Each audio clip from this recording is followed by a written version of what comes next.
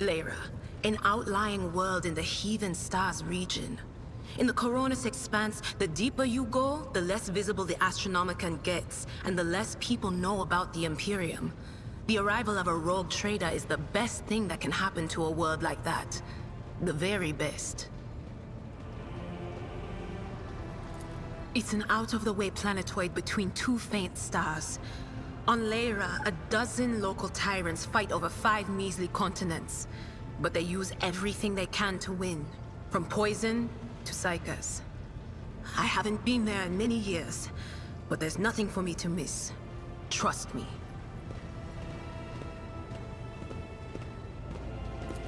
But here on the ship is a different story altogether.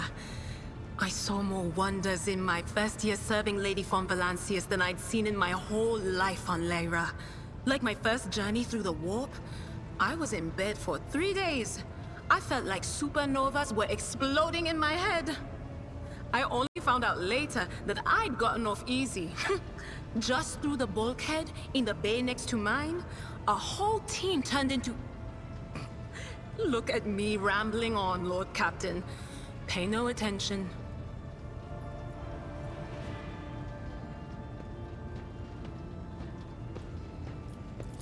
It wasn't like it was a very fun trip, Lord Captain. But look, if you want to be entertained, I'm the woman for the job. I'll entertain you with one of the stories from my collection, no problem. But if you want to hear about the time I melted everyone in the bay next door, well, I just don't really want to go into the details on that one, all right? Oh, I embroidered wall hangings in honor of our national heroes. I did the same thing I do here, Lord Captain. Divining.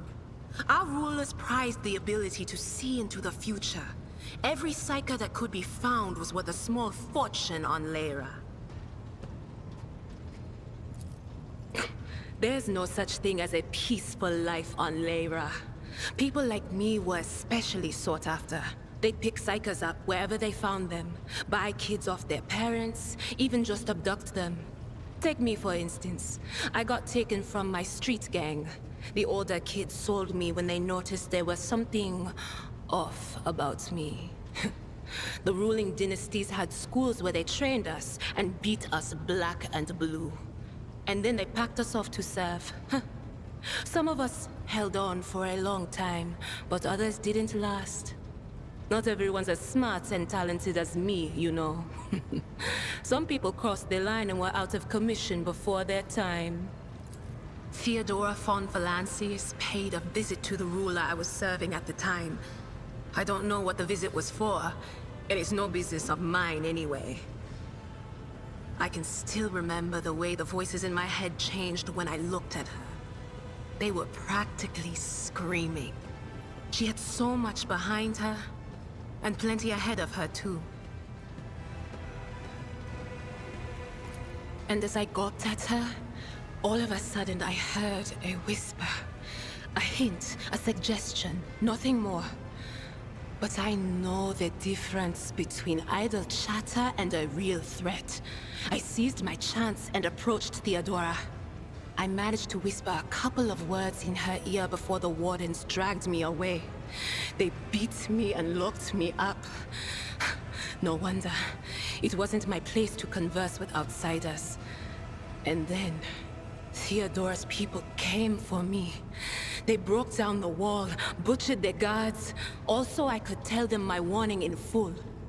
So I said the rest, but I didn't want to go back to my old life. And so I entered the service of the von Valancius dynasty. A few times. Not many. And if I think about it, why would I want to? I've got everything I need here. All the whispers I hear are familiar ones. They almost feel like family. And if I want to hear about the nightmares off the ship, I can. After some Amisec. But don't go getting the wrong idea. If I have to, I'll follow you to the edge of the galaxy. Of course, Lord Captain. You bet I do, Lord Captain.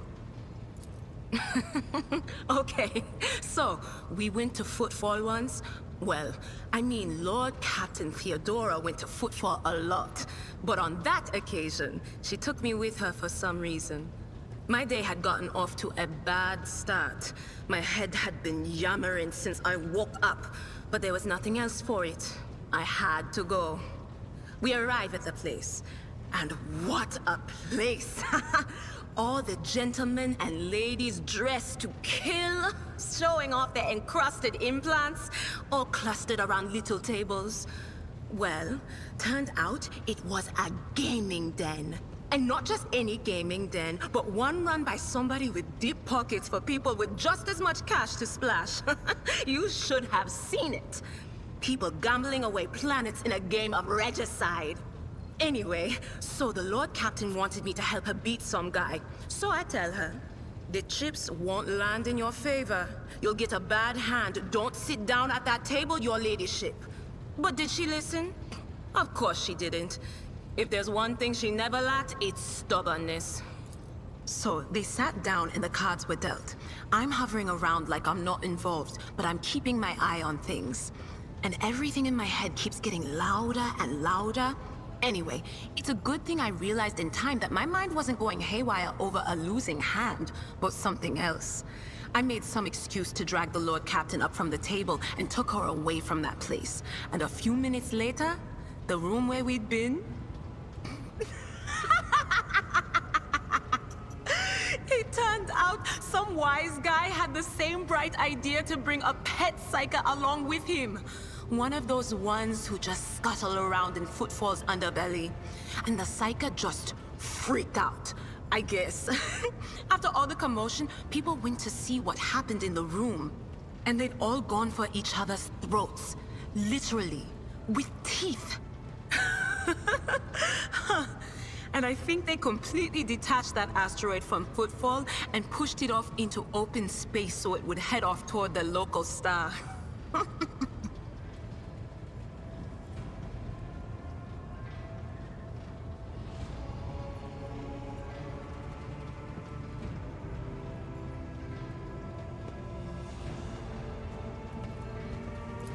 You could ask yourself that question, eh, Lord Captain?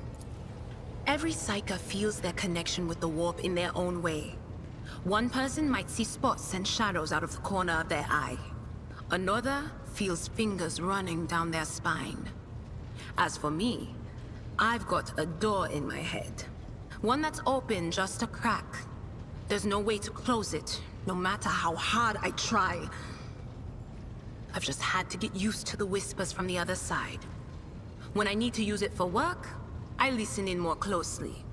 But I usually just try not to notice it. Training, habit, and a little amasec and a couple other things you can get on the lower decks. If you put all those together, it makes things bearable. Sometimes I even wonder if I'm imagining half the voices I hear. You know, when life on board gets a little boring. Better than listening to the living, anyhow.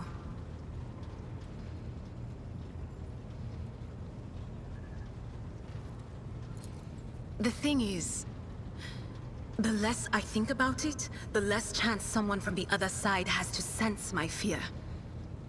Let's not talk about it.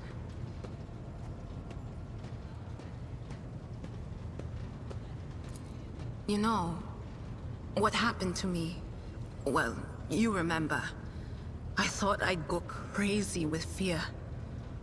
But now that I know you've got my back, it's like that cursed whispering in my head has grown quieter. It's easier not to think about the worst that could happen.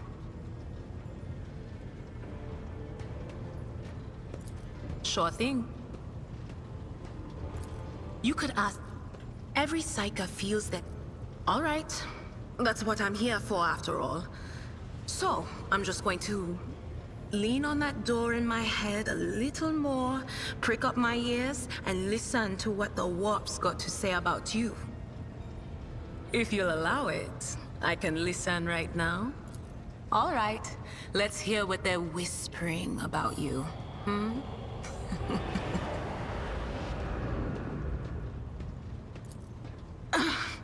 I'm sorry, Lord Captain. The voices are going wild. I can't make out a thing. I'll try to rein them in, somehow. But for now... All right. Let's hear what... I'm sorry, Lord Captain. The voices are... I'm not going to lie. I haven't. Maybe I never will. But I'm not hearing random voices anymore. And I haven't been calling anyone from the other side. No. All that's done with. After what you did for me, I can't let you down again. Yes, sir, Lord Captain. We will. The little sister is afflicted with her own set of voices. Ones that whisper to her about corruption and heresy. The silly girl doesn't realize that if she wants to find the source, she needs to start by looking in her own head. Of course. Always at your service. Whenever you need me.